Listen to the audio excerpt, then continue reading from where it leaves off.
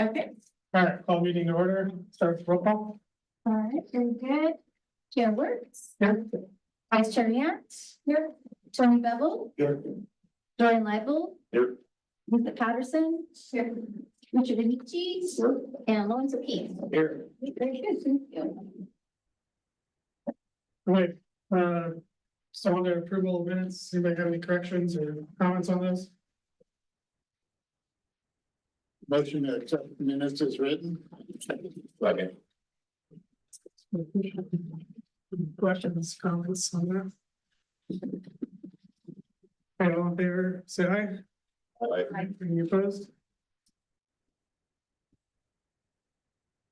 Okay, well, public comment, okay? I know.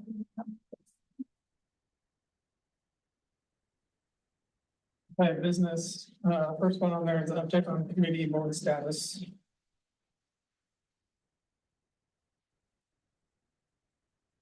Have no update. Yeah, so still kind of, I think from last time when Chief had chatted about that it was in process and still being worked with in regards to the city manager, et cetera, so. So yeah, no new developments that I've heard. So. Unless you have anything, Jason. At the city's advisory board meeting, Yeah, I was gonna say, we discussed together, they said the city attorney was drafting up the language to change it from a committee to a board. And it will for sure be expanding the number of seats, so if there's anyone that you know that you can spread the word to apply and be on the board, feel free to spread. I think they talked about a target date of July 1st. Yeah, that sounds right. Talk about if police advisory board with that people is still together. I think they'll continue to have two liaisons. Two liaisons, and we would keep voting members as well.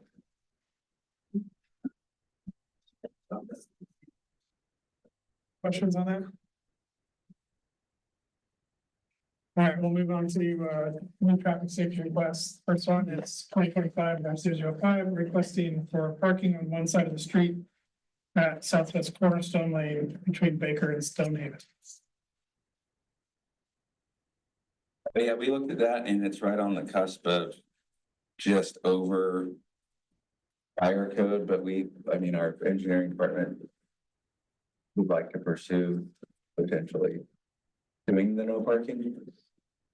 But it is about 6 inches wider than fire code, so I don't know if we need a recommendation from the committee to support us investigating that, but our engineering department feels it's tight. But I think we'd still also have to do the noticing in the code, right? There's some sort of neighborhood notice that Bob used to make the applicant go through where they had to go around and get signatures.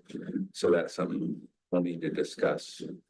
But it's close and we recommend no parking on one side of the one side. We haven't really looked at which side it would be, but that sign already says. Yeah, it stops right there. But Right before the. yeah, it's like 27. It's just like 27.5 feet.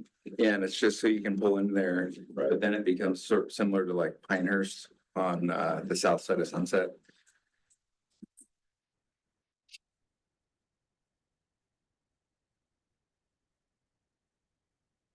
The street, That was my opinion. when I looked at it on Google Maps, and it's right on that main road to enter the neighborhood there. So my concern is if you make one side no parking, you displace residents who are parking there, and now where would they park? Because they can't park on that main road. Was it Baker? And that's why we would want them to get in the code. If I think if a resident proposes a traffic safety change, they have to go get a certain number of signatures to show the support from the neighbors. And I think if they can do that, then we could pursue doing the no parking. But I don't think the city should be going door to door to kind of take the whole. The houses on Cornerstone on each side.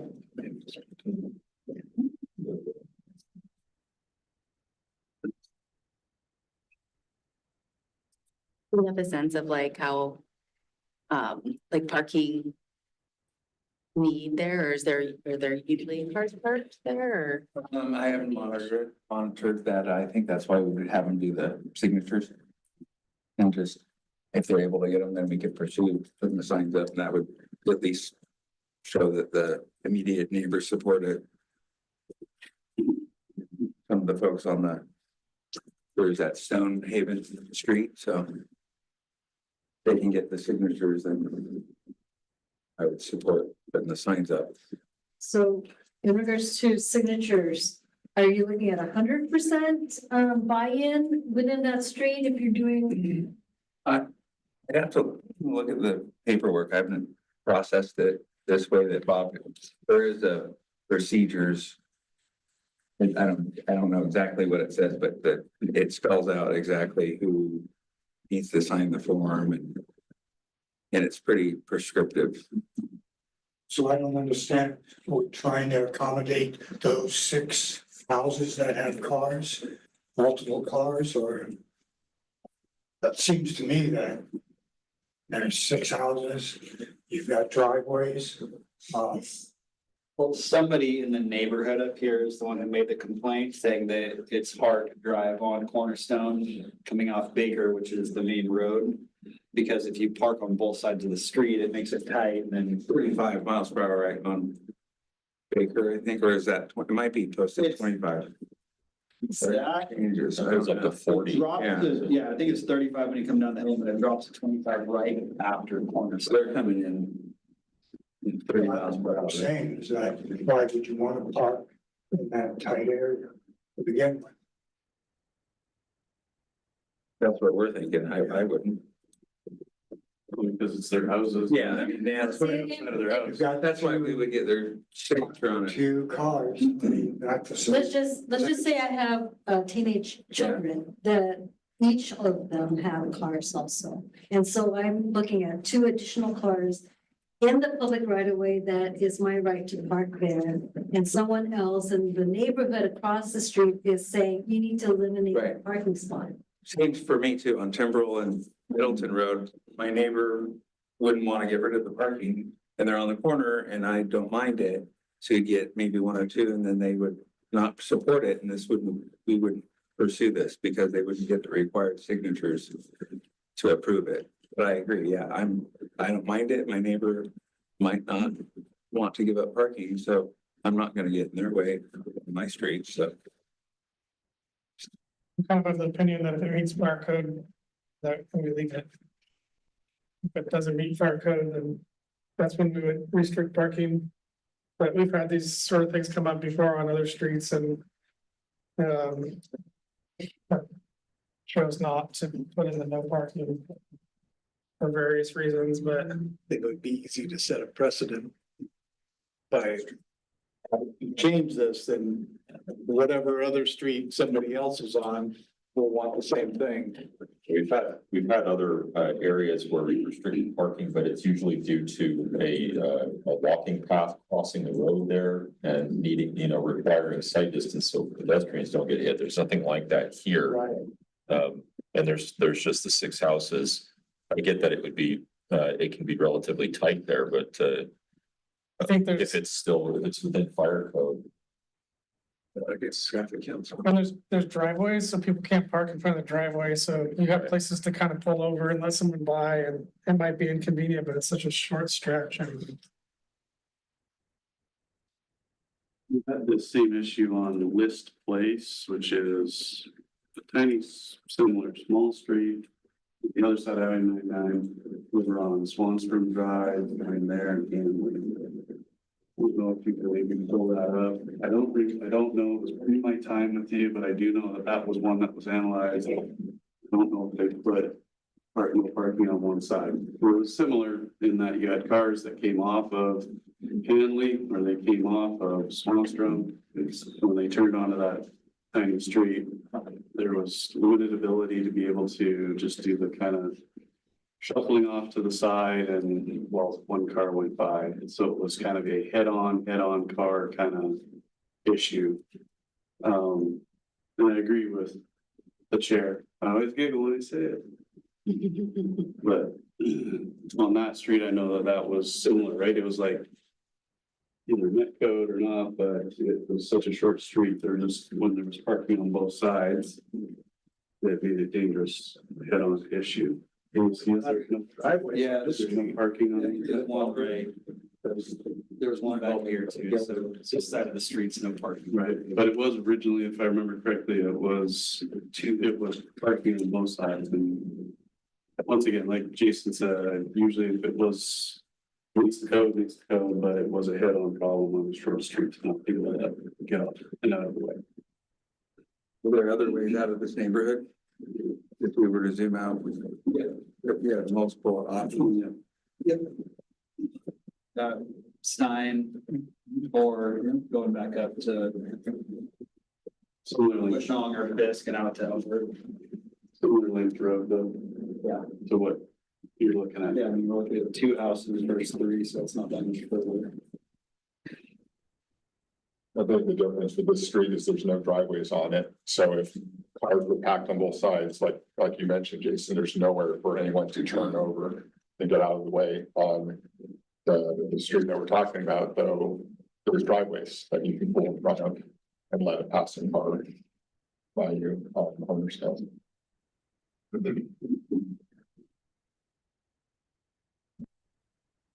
There's a lot of places in Sherwood where you Yeah. can't pass another car unless you just wait a second. It's your house and belongs to you, you block your own driveway. I don't think there's any rule against that. I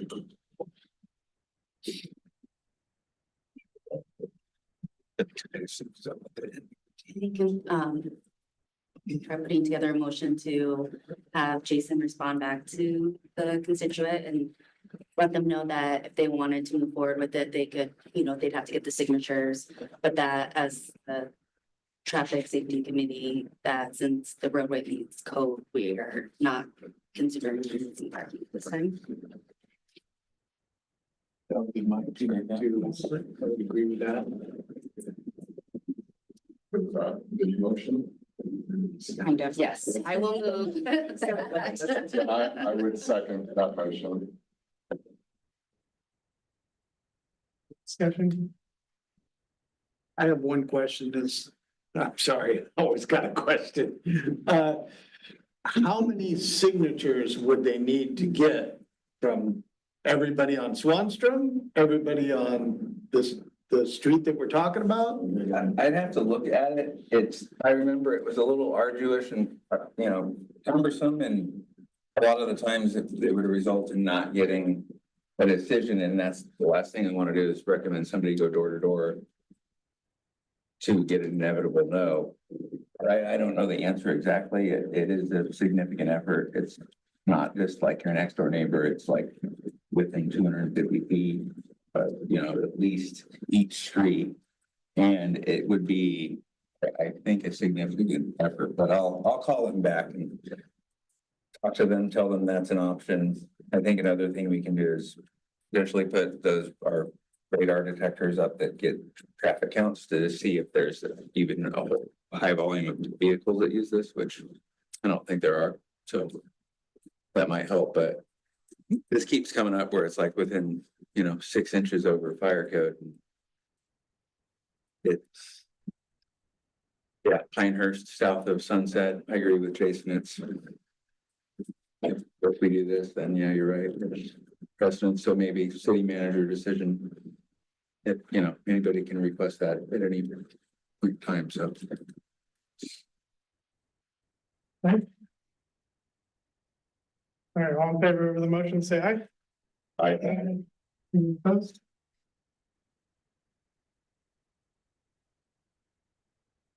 All right.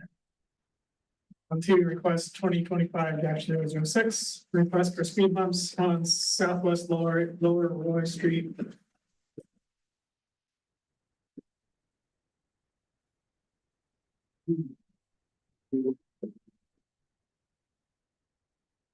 So as he's pulling that up, we'll let you know that 2 things. One, we did boots on the ground. We did officers analyzing this just in regards to its speed. on there due to the complaint stating that vehicles were sometimes pushing 50 miles an hour on there. And then we also are experimenting with a new database system that provides us data in regards to speeds on all streets within the city. Something that we're looking at. So in our sample phase of this program that we're looking at, we're able to look at that as well. So, and Officer Pierce was the one who did a lot of the analysis, so I'll let him speak to it. Yeah, I mean, all the times I sat monitoring speed, the average speed was the speed limit, 25, a few stragglers in the 28 to 30 range. But I saw, at least in the time I sat there, I saw nothing close to 50 miles an hour. I think that this could potentially be another one of those where on a street where you can park on the side of the road and the vehicles coming down the road, speeds may look faster than they are to observers standing on the side of the road. Because I've been on many streets before where we're not even on the road, I'll see a car come and be like, whoa, how fast that car go with the radar? I'm like, 6 to 1 mile an hour speed limit. So just in the analysis I did, plus with the data we were able to gather with this new program that we're testing, I didn't see an excessive speed problem on the roadway.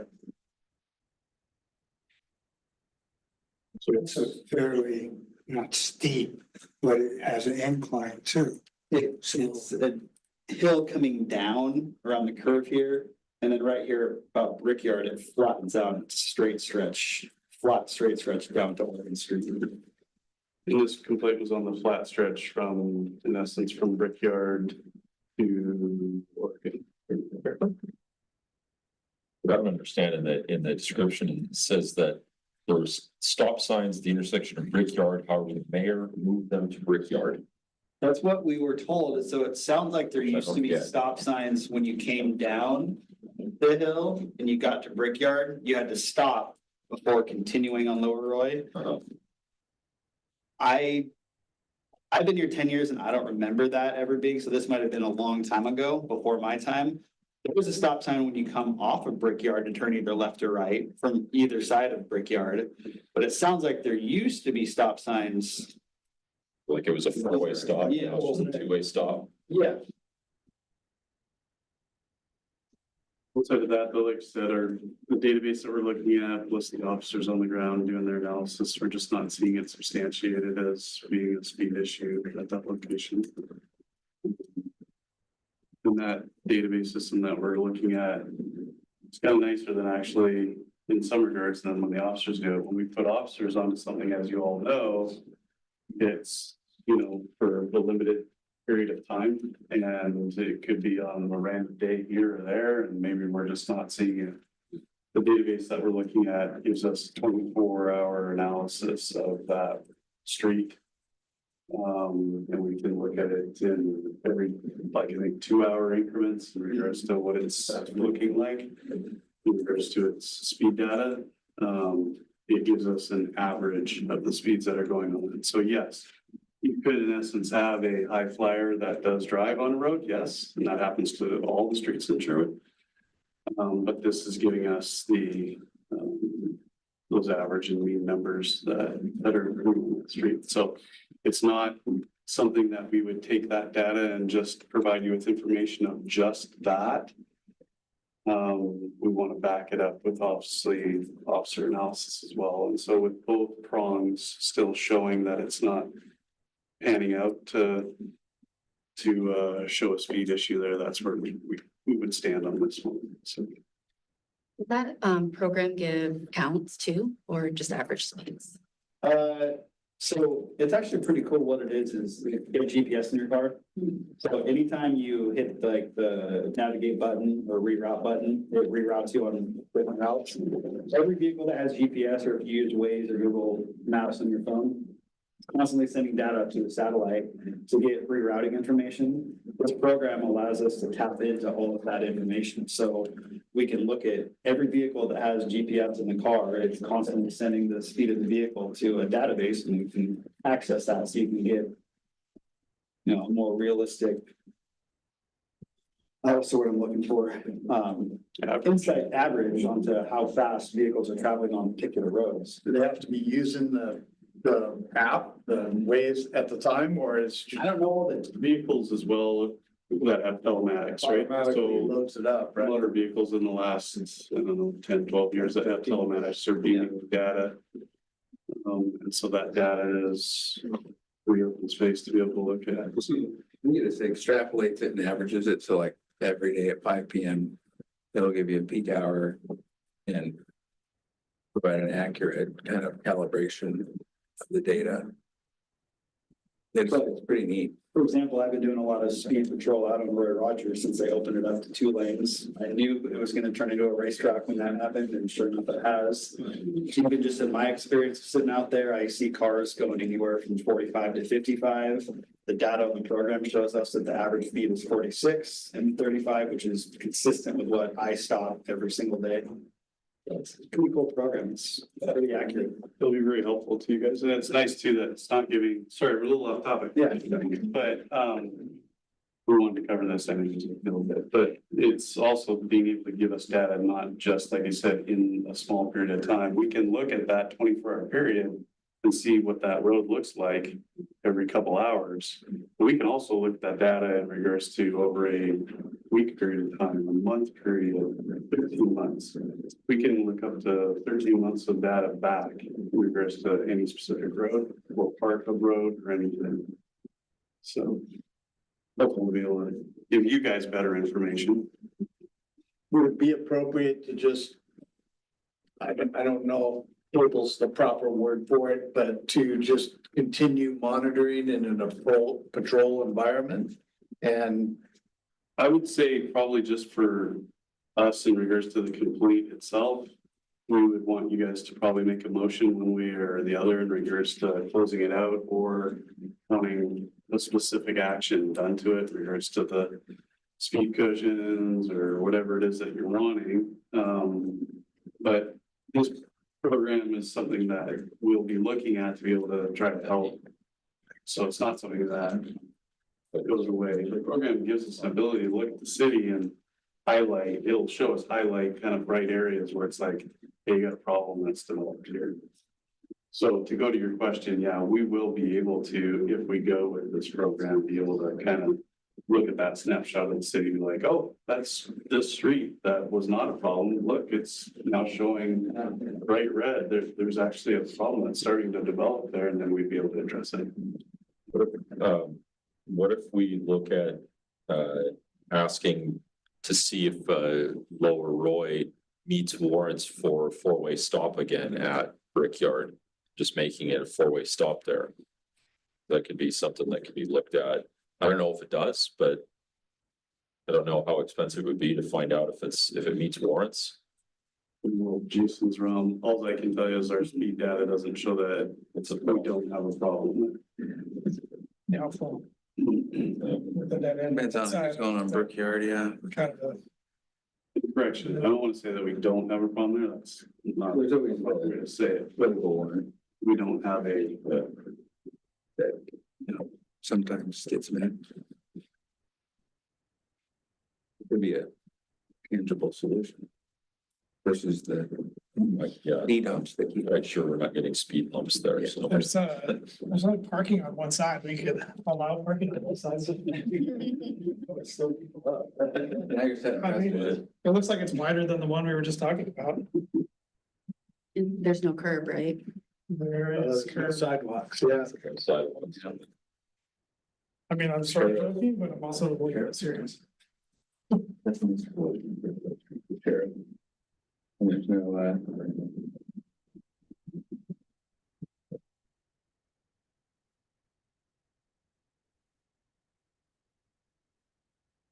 Well, I guess I think if it's not really a speeding issue, maybe it's a perception issue. I'm not sure that an action is necessary.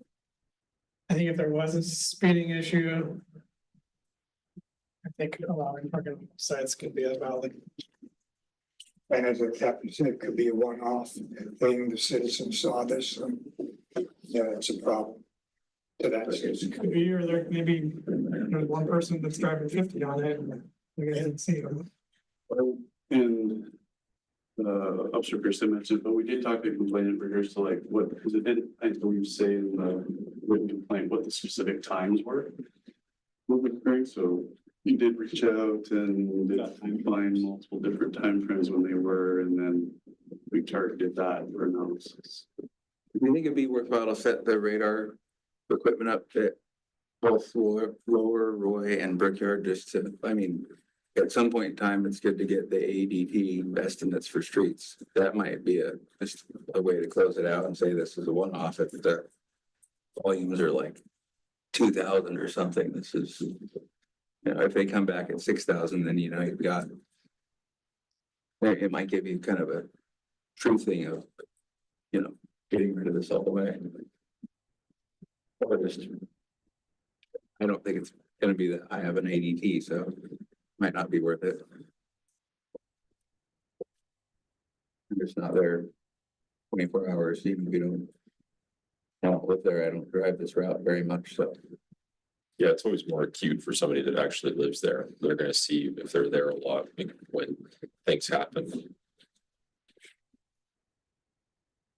Yeah, a big flash of, Yeah, for 30 minutes in the morning. I don't know. it doesn't appear to be a very busy street, like a primary cut through from Oregon Street up to Murdoch or somewhere around there.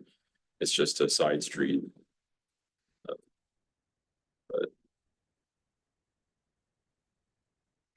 I mean, if there's not like, if the numbers aren't showing anything, no high speeds or anything like that, it doesn't seem like there's much we can do. Thought maybe you'd see if there's warrants needing met for a four-way stop, but like say it's a dead end street, so on one side, so it sounds like at one point, maybe way in the distant past, it was a four-way stop, but then it's like, well, yeah, Paul's right next to it too. you just stop Brickyard, it's all that's really necessary because Lower Roy is the main through.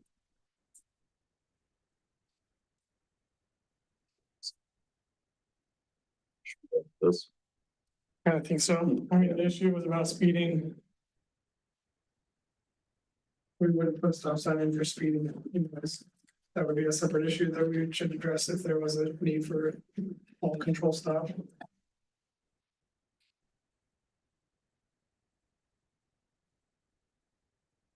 Well, it's important, just action, I guess. Or make a motion to close with no action. Would that be a correct statement, motion? I think technically we have responses like. I can't remember. I don't think it says denied because that's real negative. Says something though. Just want to give them the radar for now. I suppose that's good enough and you guys can figure out. Yeah. Yes. Someone said no to me. My street, I got Discussion that of motion. I'll get it to him anyways.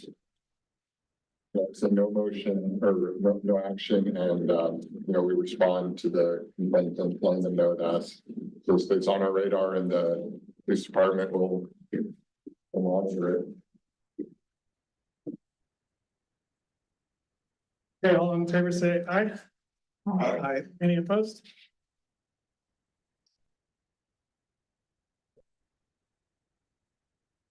All right. On to pending traffic safety requests. First one is 24-013, request for speed bumps on Dewey Drive.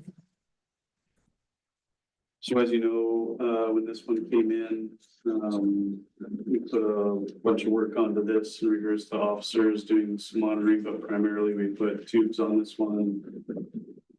And then, I think that was what, in December, I think we gave you the analysis on that, and it was showing the traffic flow, right? But it was showing there was some issue, but we had talked about the fact that that analysis, we looked at it incorrectly, and so we re-looked at it. I think Jason, you said it was showing not chalk to conscience. Yeah, we didn't have any excessive speeding on it. It did have about 5,000 vehicles per day or 4,000. But nothing that showed a speeding issue, and I think we had made, didn't we? Oh, I thought this one was slowed down. No, I think, so we left this one open because we had said that we wanted the police department. I think the action was over this past period of time was to do some more analysis, just because of the tube data had come in a little conflicting on the initial handout sheet that you guys had had. So, We set up the radar equipment there oh, did you? last week, and we were still collecting data. Gotcha. So we did boots on the ground on this one on all shifts.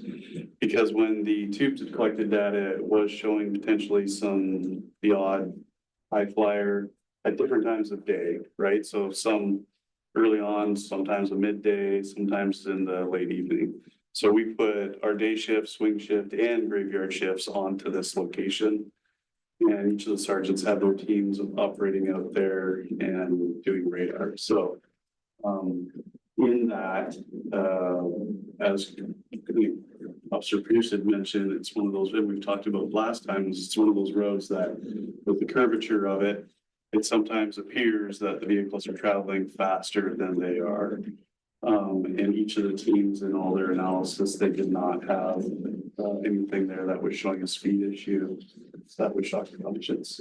Yeah, I remember you talking about, it's like a perception issue where they, because of the curve, it looks like they're going faster than they really Yeah. are.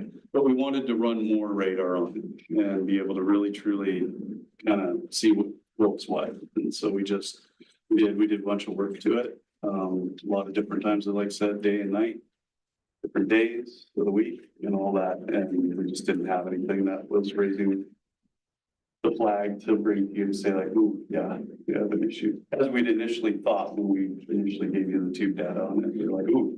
But this is about ready to become one of the main detours when they close 99, right? Actually, not They really. won't be going Woodhaven to Dewey. All the roads will be impacted, but Yeah. but traffic on 99, other than local traffic on 99 there, isn't going up that far. Okay. So, yeah.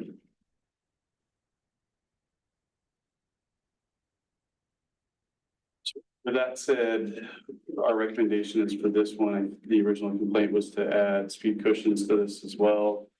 It already has no parking on one side of it already.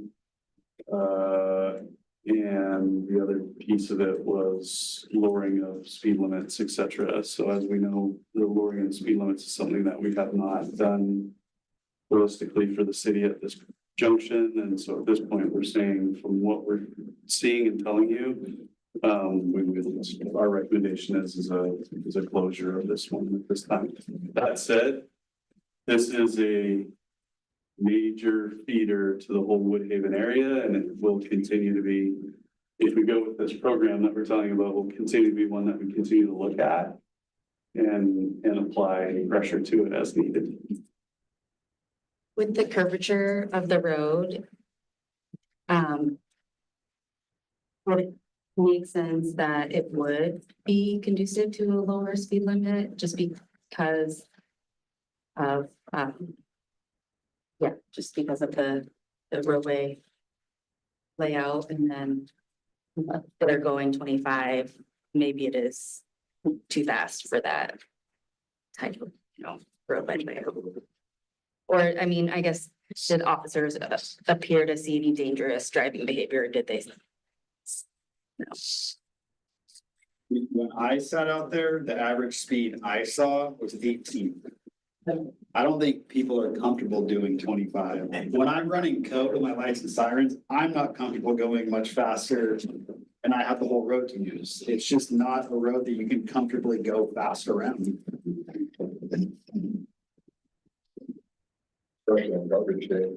Especially on Fridays. Take out a few garbage cans. I think one of our day shift officers on the other side of the week, the highest he saw, and he sat out there with his laser was 28.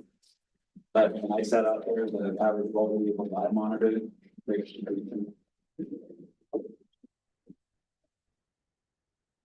We can throw, I'd check on the horizontal curve for the speed too, just to make sure. I'm pretty sure it meets it, but just to double check it. You said that there's 5,000 cars there. I don't know if I remember it right, it's like 4,000, 5,000 where the MEPCD requires a stripe, I think. I think it was 20,000 total for that period, which was 7 days. Yeah. Like 2,000, then 10% was applicable offense speeds. Yeah, with our first one, with, I think we reset the enforcement at 1 mile per hour over, so if you're 26, that's why we got higher numbers. And so we reran it with we're rerunning with the radar detectors that don't have the tubes. So you should have better data, 1,138 vehicles. Yeah, so big. about 30, over 3,000. Which isn't too much. I think Pine Street going up the hill has a little bit more than that. It has a center lane stripe. It's a collector street. Do you know what that's classified in our? Do we? Yeah. No, not off the top of my head. Probably a local, but we're Maybe. definitely gonna look at that. TSP. That's what I was gonna say, I think is maybe we can close it, but flag it for your TS. Oh, yeah, I don't think this one's gonna go away as far as. You know, the folks that live on the street may have other ideas or. That they can bring forward.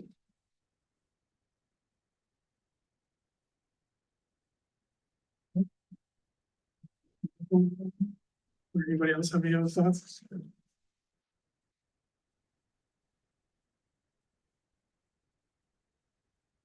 I'll need to close it from our committee and let it be handled through long-term city development planning. Second. Any discussion? All in favor, say aye. Aye. Any opposed?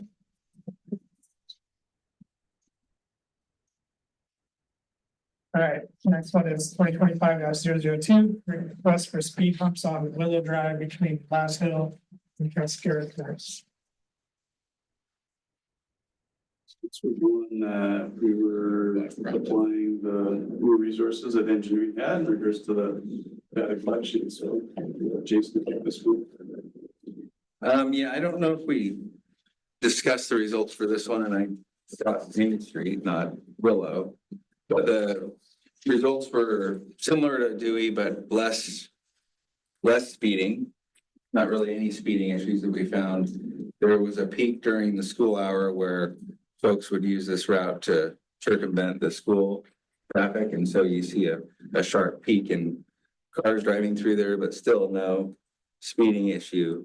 And, you know, maybe an outlier, but I've driven this as a kind of around to follow where cars are going, and it seems everybody kind of respects the speed and drives pretty slow through the neighborhood. So besides the volume peak during school drop off, we didn't see any speeding issues at all on this street. And then the city stance on the speed humps for all these is no speed cushions. We do not install those, or at least as far as I know, I've been told that we don't install those since they increase fire response time, so.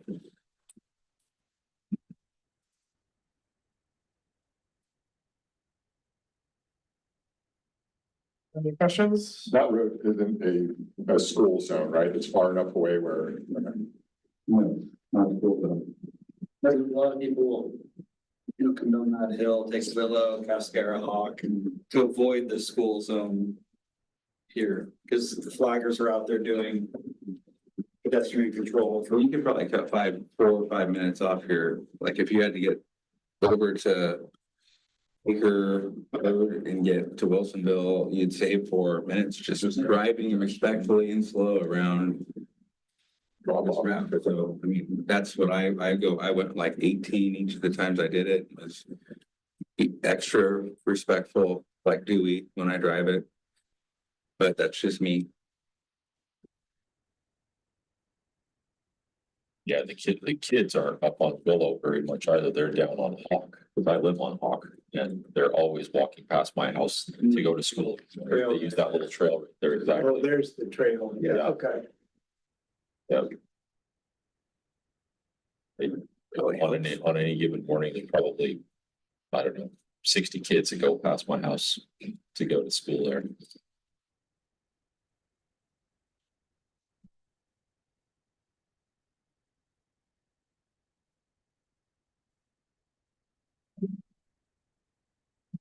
Questions? Sounds like. What's this one?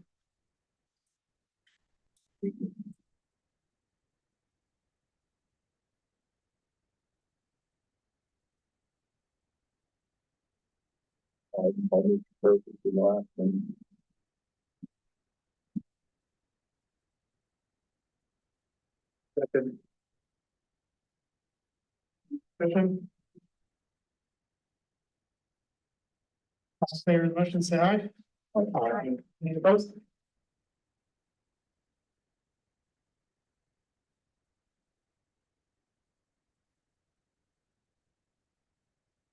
Right, next one is 2025-003, request for street improvements at Main Division intersection, including lighting, flashing lights at crosswalk, focus stop, for speed indicators. This was the one, we've been analyzing this one for a few months as well. This loops all the way back to when we had the poor dog and gentleman that got hit by the hit and run driver. So that's unfortunate incident that occurred with that. That said, as you remember in the past months when we went over this one, we had done things such as doing analysis of speed on here. We'd also checked with the bus barn, where it's a school district. As part of the complaint, it also just addressed that as well, that people going on buses, etc. And it also dealt with the lighting that was there and crosswalk needs. So to refresh the analysis we've done on the crosswalk issue to that location, we didn't have anything that was violations that we were seeing of, pedestrians crossing there, having a crossing issue. In regards to the lighting, as you remember, Rich Sattler from the city had talked about that they had worked with correcting some of the lighting and trimming of the trees that were there just to deal with the lighting part of this. So that was dealt with.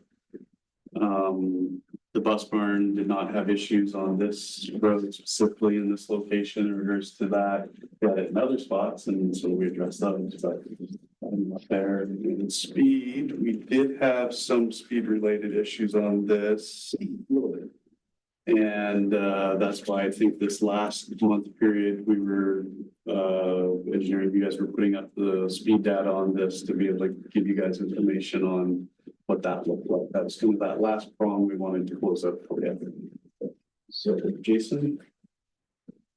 Yeah, we analyzed it at 3 different speeds for 5 miles per hour over 7 and 10. The 5 miles per hour, which typically would give a ticket for, but it said 17% enforceable violations medium. Average speed though is still 26 miles per hour, fastest speed 45, an outlier, slowest speed 7. 7 miles per hour over the speed limit, 7% enforceable violations, which is considered low by the software, and same metrics of 26, the same readings. Total vehicles analyzed in both directions, 17,103 over approximately a 10, 11, 40 period. So this is a little over around 4,000 ADT. So a decent amount. And then the 10 miles per hour over, only 2% enforceable violations, so low, and similar metrics, the same metrics because they're same measurements. So average speed 26 miles per hour, fastest 45. So similar to the other streets where it's, people are typically driving near the speed limit, but there's no data to support really. From an engineering perspective, doing a whole lot. We are waiting for Wilson to come back with the photometric analysis to make sure those meet engineering design standards for brightness, and we're doing that at some of the other crosswalks on the corridor as well.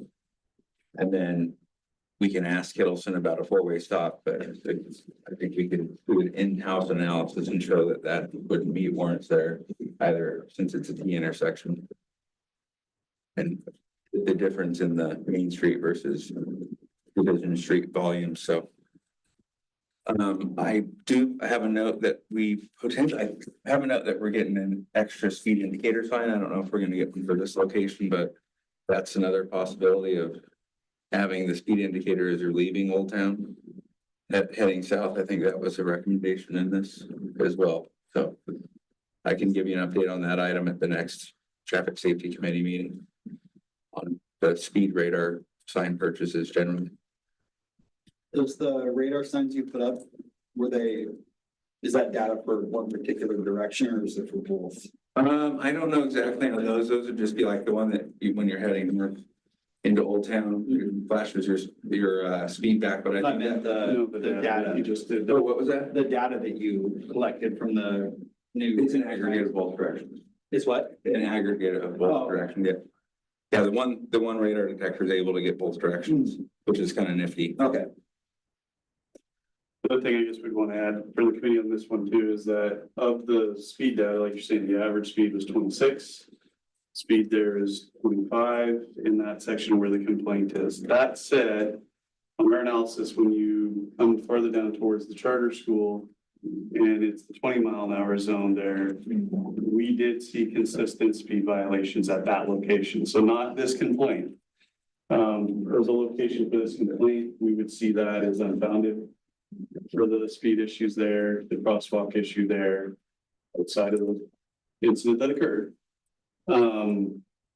But we do acknowledge that through this analysis, we were able to see that there's a problem closer to the charter school for that Monday through Thursday. And that is something independent of what you would make for a motion, just so you know, we're not leaving this street and saying, we're good. We're seeing that as definitely it needs attention, specifically at that really part of it.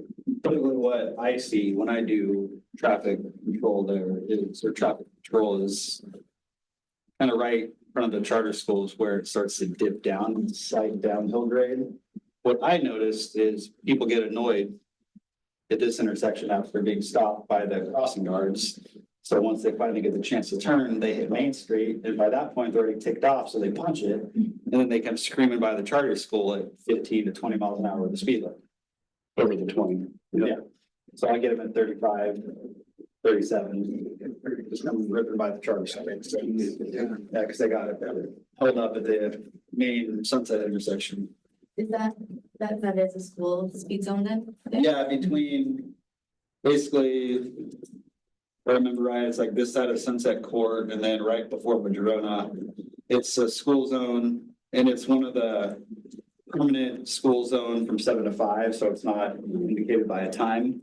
And it's only Monday through Thursday because charter school is not in session on Fridays. So we'll keep applying pressure to this. This is definitely a problem spot. And once again, if we do go with that database system, it'll be nice to be able to see if our work in that location is having a positive impact. To be able to see that color indicator for us that we see on that road, if we start to see that starting to improve. I remember last month we talked about the lighting in that area. And there were suggestions, maybe measuring the lumens or outputs or whatnot. I know just having driven by in the evening, it seems well lit and you can clearly see the crosswalk. So I don't necessarily think that there is a lighting issue, but is that anything that was looked into? Yeah, Sattler talked about that at that maybe 2 meetings ago, I think. They trimmed the tree there. They trimmed the tree, and I think they did some work on one of the light We've stands. got our traffic engineers doing the photometrics to make sure the output meets. We use the county standards for brightness, but it gives you a certain amount of coverage and you have to hit like a 1.5 lumen ratio on the sidewalks and a certain amount in the street. So they're kind of like, they're doing that analysis right now. So it hasn't happened yet. No, they're in the process of doing it. I go through there early in the morning, it's definitely relatively well lit. It should be, anybody that can pass a vision test or drive should be able to see somebody trying to cross the road there. So, So. yes. It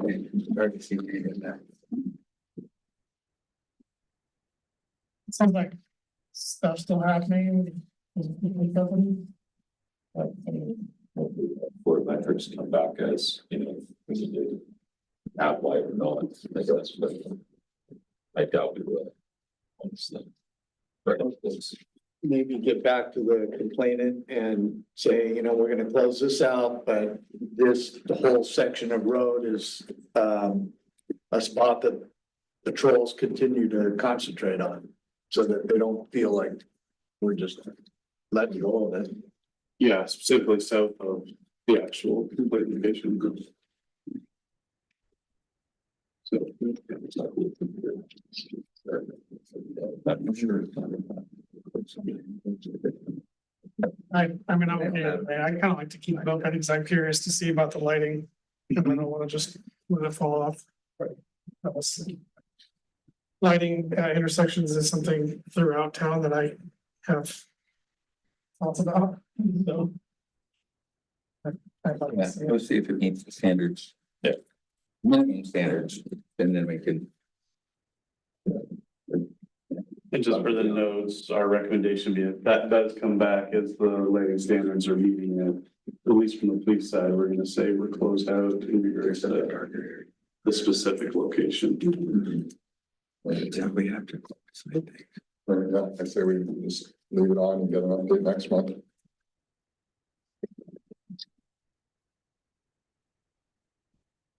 Before we continue on, Captain, you're talking about this, this new database system thing.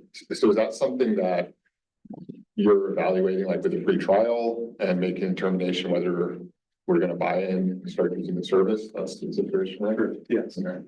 What's the system called? Urban SDK And it's just a, telematics. is it something only available to like public entities or something like I that? don't know what their selling platform is in regards to that. But it is targeted specifically for our use. It's, yeah, targeted to cities, counties, all that in regards to being able to do analysis of speed, and or volume and or, delay.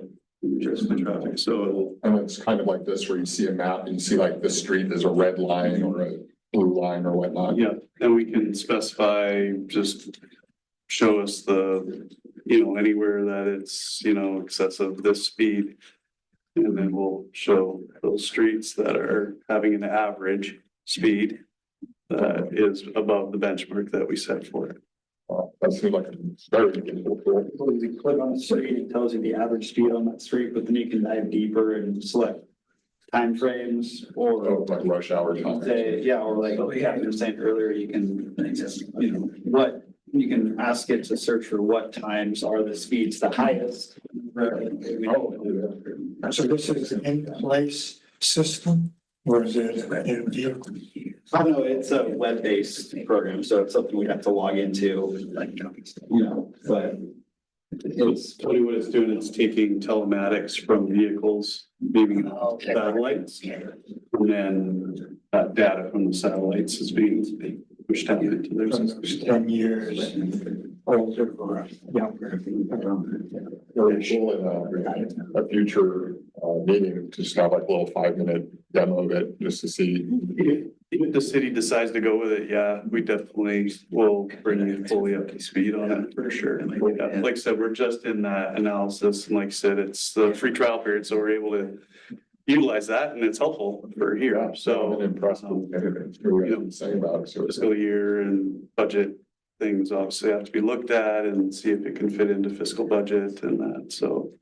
So we won't know anything right away here, fiscal budget is, was that July 1? So. So we'll know closer when we get to that date if we're actually playing ball in the real system or what we're doing. So who's the final decision maker in whether you buy the system or not? That's at the city hall level, yeah, yeah. So finance committee and city So hall, they're involved. public works, yeah, all entities, because it crosses over into, you know, it's helpful in regards to or like this, and it's helpful to engineering, public works, and planning and development, and so it touches a lot of different realms for the city. It seemed like when their demo, that's something that other cities might even use that during their traffic safety committee meetings to have discussions and things, and because it does kind of pull up a live, you know, hot and cold map and things like that, so. That'd be pretty cool. Yeah. Right, next item on the agenda is the GIS map. So I don't have much of an update here, other than our GIS person, we have hired somebody. They did not start this week or last week, they start Monday, and I also had a staff member in my department submit their resignation a couple days after our last meeting, so. We've got our maps caught up to hand over to the next person, and we can have them come and help out with Sierra, the GIS analyst. So it's Monday. Okay, and who's the other staff member that's moving? Oh, Jaden. Oh, you didn't know? Okay, yeah. Engineering staff person's leaving, so. Anyways. Thank you. But, yeah. We can go over this, I think each week we can pull up the map and between those case files and where things are at, so. This will be a regular tool that we use. All right, next is committee and staff comments, and since you're on the agenda, Jason, you go first. Yep, we're still on for setting the largest span of the bridge on Saturday, March 8th. EGE had some delays with the weather, but they were able to get out and work real fast today, and they will be wrapping up next Tuesday, and we are still on schedule to get this done. We might have a little bit of rain on the way, but it looks like this is gonna happen, so we've already met with Captain Dan and the contractor today, and we're working up an event plan, but yeah, at 9 o'clock on the 7th, which would be Friday, the whole highway is gonna be shut down if you're heading north from Newburgh. And the whole road will be barricaded, and you'll take a left on Elwert, and then detour will be set up. If all goes as planned, it'll come down hopefully Saturday afternoon. So it shouldn't be very long at all. Worst case scenario, ODOT has authorized us to keep the road closed up until 5 a.m. on Monday. If there is a delay or if there's high winds and we have to extend it out, so, and all that would mean is just the detour is just gonna sit there in place for a weekend.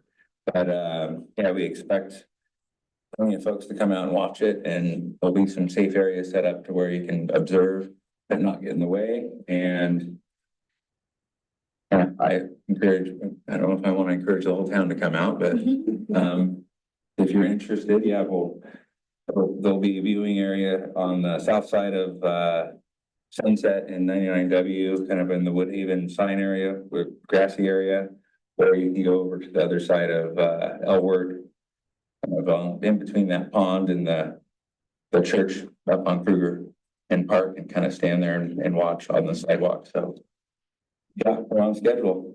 So should be It's fun. an optimal time to go watch, like Saturday. Oh, 3 a.m. Yeah, they were hoping to do it at night, but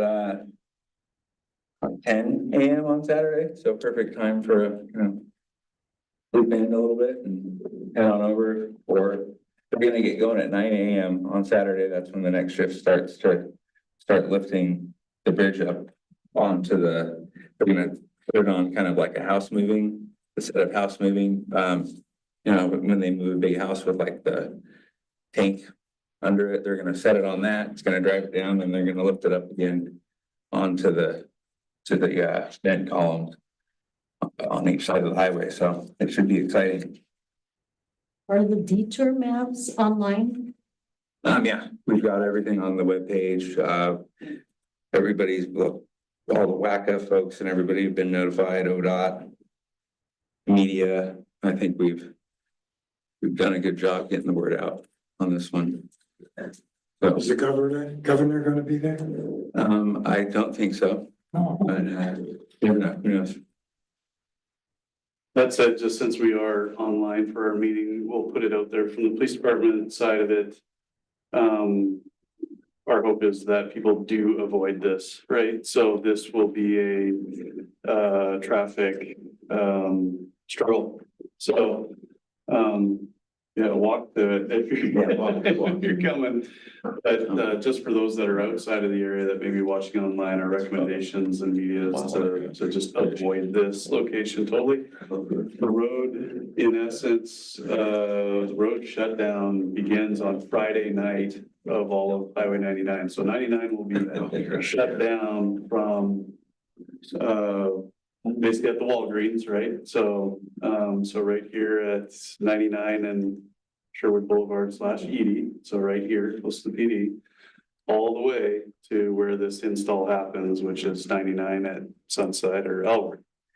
So it's a long span that shut down and the traffic has to deviate around that. And so About 35,000, I think was the estimate, 35,000 weekend average daily traffic. not, vehicle traffic's gonna have to, it's coming on Highway 99 southbound towards Newburgh. When it gets here to the Walgreens, you're either turning right and going past the police department and wrapping all the way down Edie to Elwood. And then all the way up past the high school to get around this, or you're getting pushed into the Old Town downtown core, et cetera, and all that. So yeah, just high recommendations to stay out of the area because it will be challenging. So at Sunset, you can go south. If you're going, no, if you are coming from Newburgh and you're trying to come into Sherwood towards Portland, so northbound, and it's always so confusing which way it is, right? But Newburgh coming into Sherwood, it will be also 99 fully shut down in both directions. And so traffic would be deviated, either turning right or left, right at Sunset there. So you're either going to turn right onto Sunset and start heading that way to get around this, or you're going to be turning left onto Elwood and going past the high school and to be able to get all that. Well, it's the main detour, so it should be more, gonna just follow the heavier signs are gonna be, if you're going north from Newburgh, it'll obviously put you on Belwart as the detour, but if you're a local traffic and you needed to take a right on Sunset, you can do that too. Do we know? And this may be above any of us here. Like Google, et cetera, how do we notify GPS companies? Because the reason I ask is this same weekend that we're shutting this down is McMinnville's Food and Wine Festival. So there's gonna be a ton of traffic. There's already online posts about how upset the city of McMinnville is that we're shutting down the highway because this is the main thoroughfare for people to get to the Food and Wine Festival on Friday and Saturday. So is there a way to notify whoever does GPS road? Yeah, we've been working on that, and we could all look more into it, but our understanding is the ODOT trip check notifies the ways and all those things, so then that will populate it, but I've not verified that answer, and I don't want to sit there on. It'd be nice to get all these people from Portland that are trying to Google how to get to McMinnville. Don't go through Sherwood. Yeah, and we do our best to, when McMinnville looks at their numbers, it's like the same that they were or better than last year. And so, yeah. That also, these days, it seems to self-update because people can add their own information. So as it progresses over a few hours, people will be on Waze and they'll be on Google Maps and Apple and whatnot and saying this is closed. Heard about this today and I looked it up and it's the same weekend. So I'm like, oh boy. Yeah, I didn't know that. There's an extensive number of flaggers that the company has that'll be operating the traffic control on that, but the police department is pushing extensive number of resources outside of just our regular patrol resources.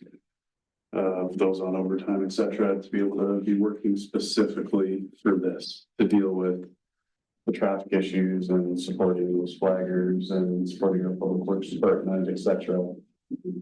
To try to ensure as safe as possible travels.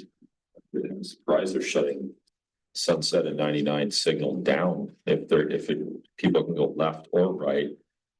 You know, and I think they're turning it back on too. They're gonna do a two sequence. They're gonna shut it all the way down and then they're gonna turn, I think the turn signal back on or something. I don't think have that's. some load switches and Yeah. just get part of the signal operating. There's the, Yeah, so it operates and they can pull flares off of this. Yeah, I could do, I mean, if cars can come north but not south, and then they can run down and forward. You could definitely run the signal. Hopefully more effectively than you can run, you know, 6 flaggers or something in a huge roadway. When half of it's already just barricaded, hard barricaded anyway, so. Is the ED road signal gonna change too? Let more. They're gonna shut that down and flag that. Oh, okay. And then none of the others sit like 12th and Sherwood and 99, timing of left turn, nothing's changing there. No, but the ED signal at Sherwood, 99 ED Sherwood Boulevard, that's gonna be flaggers. ED over at flaggers, 99 Sunset partially flagged within the turn back on so people can turn on the 3 movements there. Captain, are there gonna be enough, police officers? Working with outside agencies to assist us as well, so, it'll be an all hands kind of issue to get as many Sherwood as we can. And then working with other outside agencies to try to see if we can have some additional assistance, because it's obviously going to affect, I said leave it. you know, outside of our city, right? Sure. So if you're coming from Newburgh into Sherwood, the backups are gonna be going on 99, definitely deep into the county space, so we're in communication to try to get some additional resources. So. Yeah. That's because I said. At the end of the day, people need to know that we can put all the flaggers, all the public works, all the police to this, and at the end of the day, you have a highway that is shut down in both directions for an extended period of time.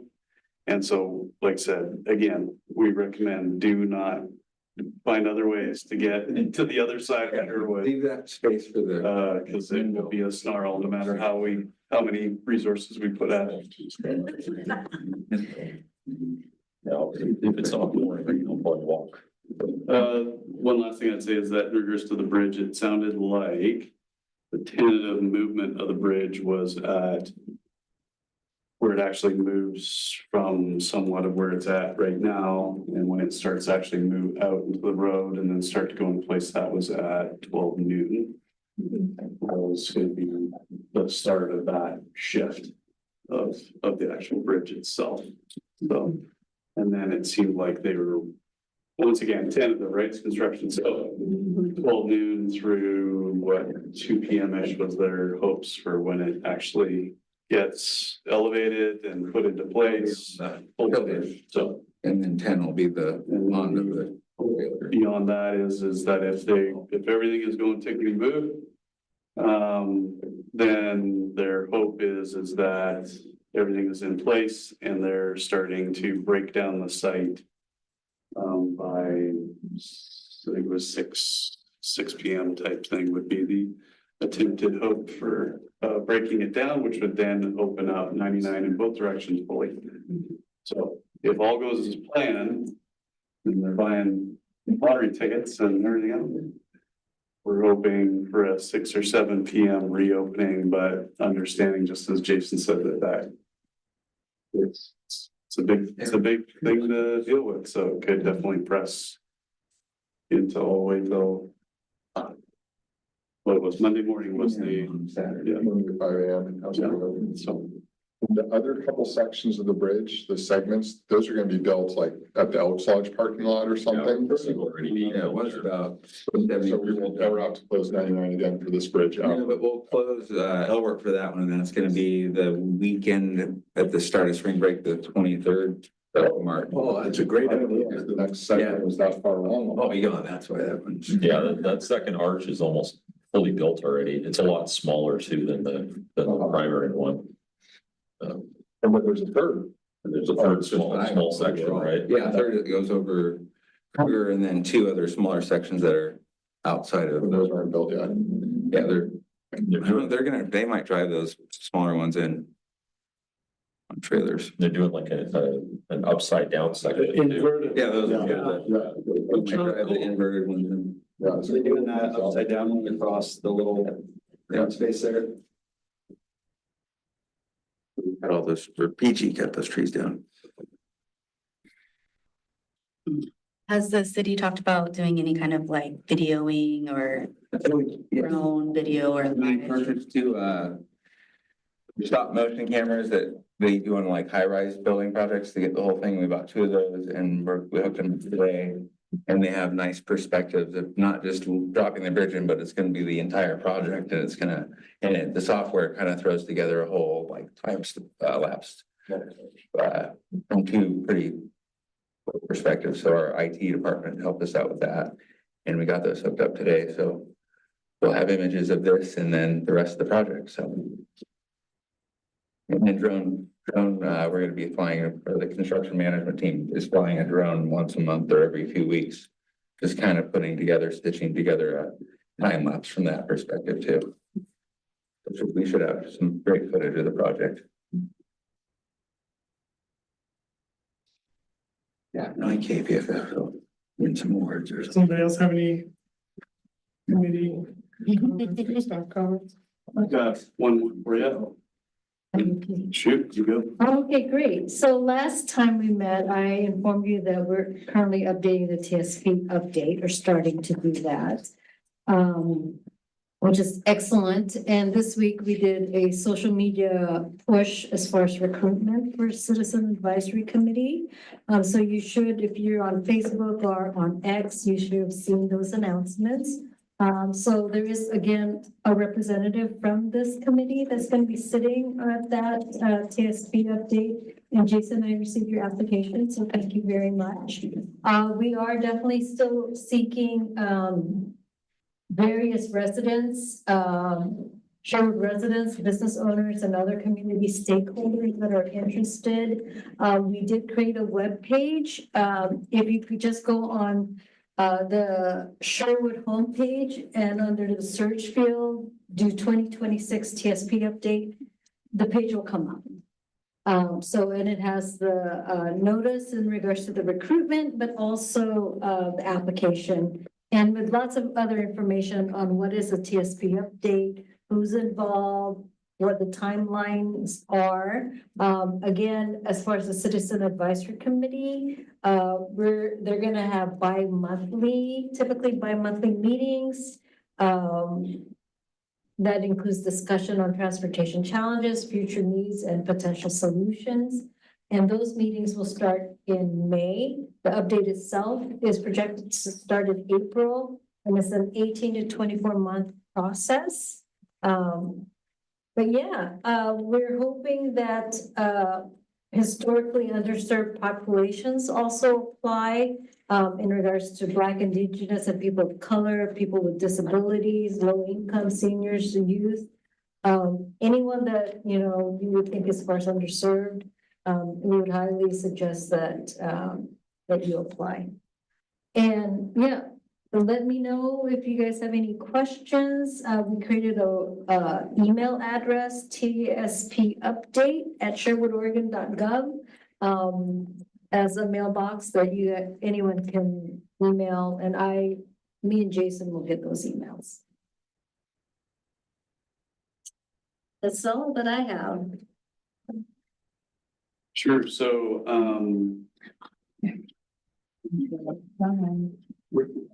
as you know, Serena's not here, and Angie, ever so nicely substituting in and helping us out. So thank you, Angie, for being here and doing everything that you do. As we all know, Angie was the one who kicked off doing this role 4 years ago, right? Or 5 years. A lot of ago, right? people here. Welcome back and thanks for being here. Angie, of course, being as organized as she is, she was advising me that there's a new thing, and Angie can probably augment in if I miss some of these points, but the Oregon Government Ethics Commission has a thing where they do a training session that is beneficial in regards to committees. And it's something that for certain people, like city council members and some of us staff, it's something that we must do. And we need to go do it. But it is something that is open for you as committee members to be able to partake in as well. And so just wanted to let you know that, I think Angie, are we sending the committee here like a link to it if they wanted to, or? I think you guys should have received an email. Yes. Please advise me for it's already registered. There was an email. Perfect. Okay, So, yeah, just want to make sure everybody had received it. Okay, Registration. okay. So, yeah, with registration link, yeah. Okay. not a requirement, but a definite benefit to be able to do it. And one thing to note, if you aren't able to make the Sherwood one, there's a lot of other cities that are putting on the same training and you're able to attend any other jurisdictions, the same. And I think Angie, you had mentioned too, it's available online, not just in person, right? So we've got one here in Sherwood on the 29th of April. I believe so. When I registered, it said you could do online or in person, so. Gotcha. Yeah, so the email should have been sent by Sylvia Murphy, so, Yes. um, And it was for Tuesday, April 29th, 9:30 a.m. until 12 noon. And it's at Sherwood Center for the Arts. So if you're looking for that email. That's all I have. Anybody else?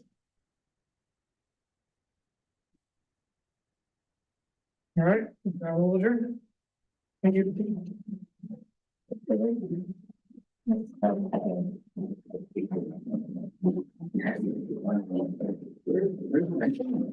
Sir, do you have citizen comments or were you just here? Oh, okay.